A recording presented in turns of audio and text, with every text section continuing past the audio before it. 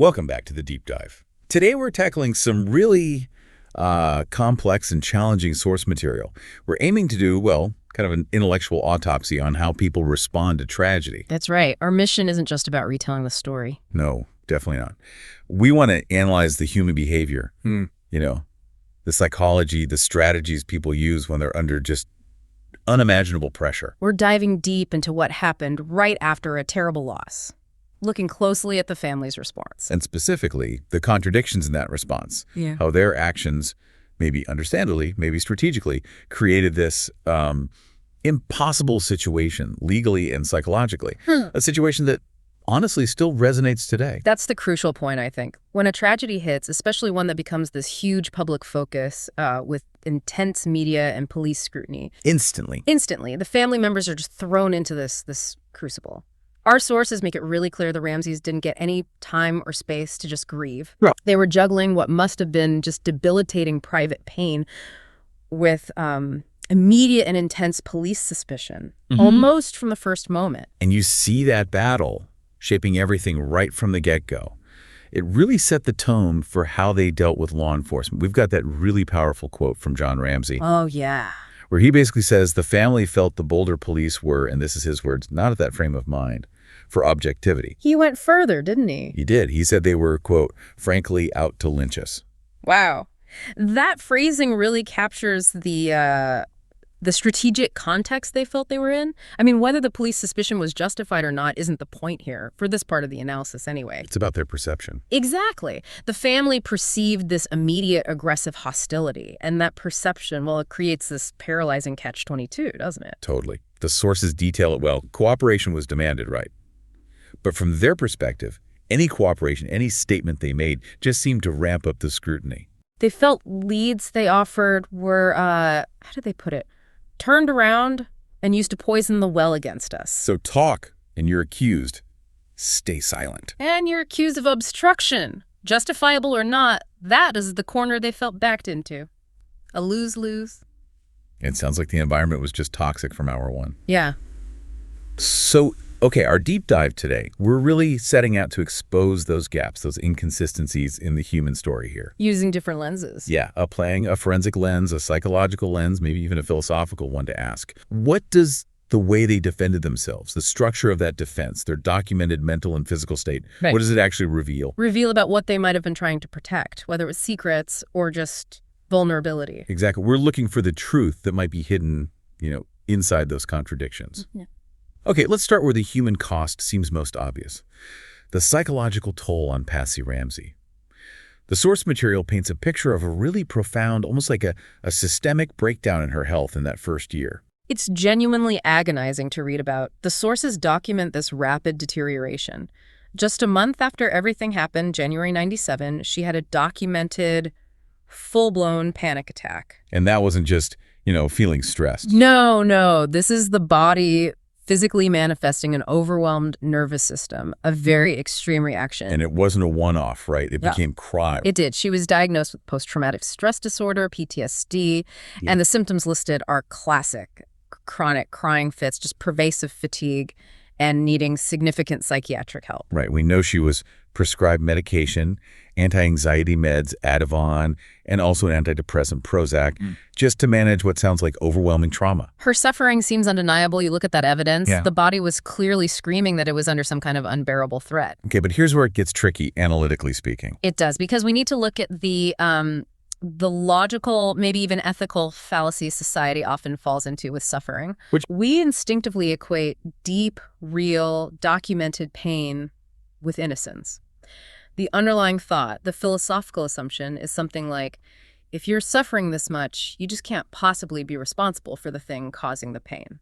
That makes sense, though, doesn't it? It's a very human instinct. We want victims to be purely victims. It's almost too horrible to think someone could mourn their child so deeply, yet also be involved. That's the psychological barrier we naturally put up. But the sources here, they really force us to confront a tougher idea. That those two states, the genuinely devastated victim and the potentially responsible party, maybe they aren't mutually exclusive. So someone could be both, grieving profoundly and potentially carrying guilt or responsibility. We have to consider, could the deepest, most corrosive kind of suffering actually come from guilt? or from living with the unbearable knowledge of your own role or complicity and having to desperately maintain a false story. That sounds like cognitive dissonance on a massive scale. Exactly. Cognitive dissonance is that awful tension you feel holding two completely conflicting beliefs at the same time. Like, I am a good, loving parent, and maybe my actions or inaction led to this horror. And the body just can't handle that conflict. The body rebels. It often does. That internal psychological stress could arguably be greater than the stress of being falsely accused. Being falsely accused is external. It's a fight against the police, the system. Whereas guilt? Guilt is internal. It's constant. It's inescapable. So that physical toll, we see the panic attacks, the likely elevated cortisol, needing heavy medication, it could stem from the body trying to resolve that absolutely unbearable internal conflict. So the suffering itself is genuine, absolutely. But the source of that suffering, is it injustice or is it guilt? Yeah. We can't tell that from the diagnosis alone. Precisely. The body definitely keeps the score, as the saying goes, but it doesn't print out a neat explanation on the medical chart. We can say pretty definitively Patsy was experiencing a constant, massive threat response. Okay, and that brings us to maybe the most critical inconsistency in her psychological picture. Yes, the detail about the flashbacks. Specifically, the sources mention flashbacks of hearing JonBenét scream. This specific detail, noted in her psychological assessment, is probably the single most contradictory piece of sensory information in the whole case when you map it against their stated timeline. It's a huge anomaly, right? Yeah. It just doesn't fit the official story they told. It really doesn't. So we have to ask the probing question. Where did this memory come from? This very specific auditory detail of a scream. Because flashbacks aren't just made-up fantasies. Generally, no. Yeah. Especially vivid sensory ones. They're typically rooted in actual traumatic memory encoding. The brain doesn't usually just invent a high-fidelity sound like a scream from nowhere. It replays something experienced, something so overwhelming it got burned in as trauma. So if the official family timeline, the one they stuck to, consistently says everyone was asleep, Patsy heard nothing until she found the note downstairs in the morning. Then when? When did she hear a scream that her mind is now forcing her to relive through these debilitating flashbacks? It leaves a massive hole in their narrative. A massive gap. The existence of that scream flashback strongly suggests that Patsy was awake at some point, or heard a sound of distress, or maybe even witnessed something. Something she later had to suppress or deny to maintain the official story. Exactly. That single detail fundamentally challenges the core premise of the intruder theory. The idea that the family was completely asleep and unaware until morning. It moves the analysis from just general grief to a specific, localized sensory memory that contradicts their own account. Okay, so let's connect this back. If we look at this through that forensic psychology lens you mentioned, the pattern of non-cooperation earlier, how does this physical breakdown and this really specific contradictory psychological detail, the screen flashback, how does that factor into what investigators might call consciousness of guilt indicators? Well, they intertwine almost perfectly, don't they? Forensic psychology often observes that a sustained, severe threat response, like the physical symptoms Patsy showed, when that's combined with a clear pattern of non-cooperation, it strongly suggests the person believes their very survival is at stake. Okay. Think about it. As we said, for someone innocent, being under suspicion is awful, but it's usually seen as temporary.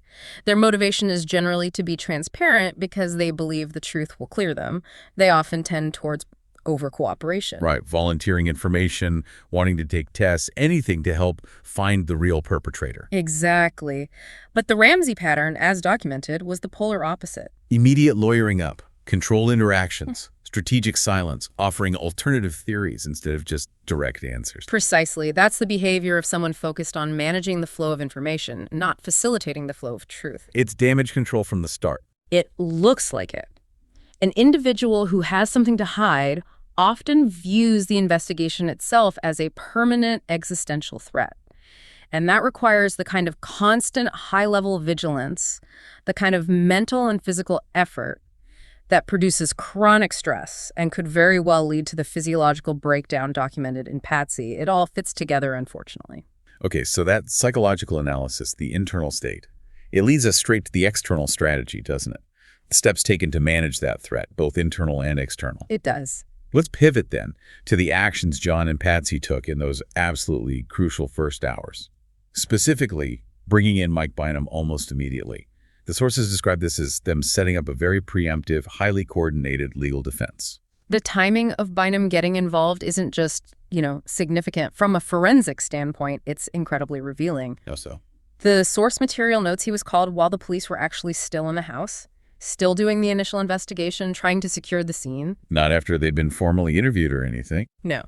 He arrived very quickly, and the purpose seemed to be establishing boundaries before the police had even shifted gears from just securing the scene to formally requesting investigative interviews. That timing is, well, it's pretty astonishing when you think about it. The police are still literally trying to figure out what happened, maybe thinking it's a kidnapping. Right. And the parents are already getting high-powered legal counsel on site to build walls between themselves and the investigators. We really have to analyze this by contrasting sort of reactive versus anticipatory defense strategies. Okay. Getting a lawyer when the police formally ask you for an interview or say you're a person of interest, that's reactive. And it's prudent, standard advice. Makes sense. But getting counsel and starting to impose these absolute informational barriers before the police have even explicitly suggested you're a target, that sounds like anticipation. It suggests someone was thinking ahead. It suggests someone was already playing out the scenarios, modeling where the investigation was likely to go, and immediately concluding that any questioning would be problematic. Not just hostile, maybe, but genuinely problematic for the story they needed to tell. Okay, wait. I have to push back a little here because this is always the counter-argument, right? Go ahead. In a massive, high-profile case like this, especially if you already believe the police are suspicious, which the Ramseys clearly did, based on that, quote, isn't getting the best lawyers involved instantly, just standard, responsible advice. Isn't it just protecting yourself against potentially hostile police tactics, regardless of whether you're innocent or not? That's the essential counterpoint, absolutely. And it's a valid concern in our legal system today. People do need protection against potential overreach. However, from a purely forensic criminology perspective, looking at behavior, the degree and the nature of the non-cooperation here seem to go beyond just standard protective lawyering. Think about it logically. If they were truly 100% confident that an unknown intruder was responsible, what's the fastest way to get the police to believe you and focus elsewhere? Cooperate fully. Give them everything you have. Exactly. Grant access, give spontaneous, uncoached statements right away, submit to immediate voluntary testing, show them you have nothing to hide. That allows and frankly forces the police to dedicate their resources to looking for external leads. But instead, the sources detail this sense of urgency in their protection, calling Bynum so fast, setting up those walls. It suggests a very clear-headed strategic plan was already being put into action. Yes. And executing a coordinated, pretty sophisticated legal strategy like that requires a certain level of mental clarity. Yeah. Planning, focus. Which seems inconsistent. It seems profoundly inconsistent with the typical psychological state we'd expect from innocent parents who've just experienced an inexplicable traumatic shock like finding their child murdered. Right. You said earlier, genuine shock often causes cognitive impairment. People are barely functioning, let alone strategizing. Exactly. Yet the coordination needed to contact Bynum, manage communications with police through him, start controlling the information flow that suggests minds that were actively planning, actively understanding the threat landscape and managing it right from the very beginning. That sounds more like the psychology of strategic threat management, not the psychology of just being overwhelmed victims. It leans that way behaviorally. Now, what was the forensic cost? What did this immediate legal barrier actually do to the investigation itself? Yeah, what was the impact? It was devastating, frankly. Those immediate barriers prevented investigators from accessing what crime investigators call the golden window. The first 48 hours or so. Usually the first 48 to 72 hours, that's when memories are freshest, when spontaneous, uncoached statements, the kind that often reveal inconsistencies or truths later hidden, are most likely, when the crime scene's integrity is theoretically at its peak. So by putting up the walls immediately, they ensured that almost every statement subsequently provided was legally reviewed, strategically considered, carefully framed. It severely damaged the investigators' ability to establish a baseline of credibility or to spot those natural inconsistencies that often emerge in early, raw accounts. So the barrier wasn't just about having a lawyer present. It was about stopping any spontaneous, raw truth from getting into the official record. It appears that way. And the posture itself was notably aggressive. The source material emphasizes that Bynum's stance often wasn't just, okay, they'll talk, but we need a lawyer present. Is more like, It was often a much firmer, they won't answer questions at all right now, or only under very specific controlled conditions much later. that does sound different. It suggests a threat assessment was done very quickly, and the conclusion was that all questioning, any unscripted interaction, was deemed too dangerous. The focus seemed to be on preventing information release, not just guiding the conversation. And we absolutely cannot discuss this legal architecture, this strategy, without talking about the elephant in the room. Burke. The absolute protection of Burke Ramsey. He was the only other child in the house, a potentially crucial witness, even if just about sounds or timing. Yet the legal strategy effectively ensured he couldn't be questioned, certainly not in any meaningful way early on. This is maybe the toughest part of the legal strategy to really unpack because it perfectly demonstrates that impossible catch-22 we talked about earlier. Also, Because that legal posture, shielding Burke so completely, is entirely consistent with two vastly different, yet on the surface, equally plausible motivations. okay, what are they? The good one and the bad one? Sort of. The noble motivation is, look, you're protecting a child. He's just gone through something horrific. He's potentially traumatized. You absolutely do not want him subjected to intense, high-stakes police interrogation. That's a completely understandable, even admirable parental instinct. Okay. But the strategic motivation could be protecting potentially damaging information that the child might reveal. Kids, especially young ones, often lack the adult capacity for sustained deception, for compartmentalizing. They might spontaneously say something that contradicts the carefully constructed adult narrative. So the very act of protecting him. The very act of protecting him, the defensiveness that naturally makes investigators suspicious because it looks like obstruction. That same act simultaneously prevents anyone from gathering the information needed to resolve the suspicion. You can't know why they're shielding him because they are shielding him. Exactly. We can't prove the motivation behind the shield because the shield itself immediately blocked access to the potential evidence Burke's unfiltered observations. It's like an information black hole, created strategically right in the heart of the case. Okay, let's shift gears slightly now. Let's try framing this whole sequence of events. The ransom note itself, the staging of the body, the immediate legal stonewalling, the delays in corroboration. Let's view all these things as components of a single structure. Let's call it a cover-up, hypothetically. Okay. If we analyze the architecture of that structure, can we work backwards? Can the way things were covered up tell us something about the person who orchestrated it, their knowledge, their fears, what they had access to? That's a really interesting approach. It's like applying a kind of philosophical curiosity to the crime scene, isn't it? What do you mean? Well, there's this idea that absence of information is, paradoxically, information itself. You know that famous philosophical line, whereof one cannot speak, thereof one must be silent? Vaguely, yes. Wittgenstein. That's the one. We can kind of apply it forensically. What you won't talk about or what you aggressively stop others from asking about, it reveals the location of the truth you're most afraid will come out. So the goal becomes mapping the negative space. The pattern of deflection, those walls Bynum put up, they essentially draw a map around the areas being protected. Precisely.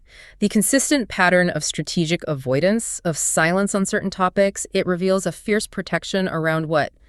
Three key areas, it seems. You're true. One, the precise timeline of that late evening, December 25th. Two, the specific family dynamics, the interactions happening just before Patsy reported finding the note.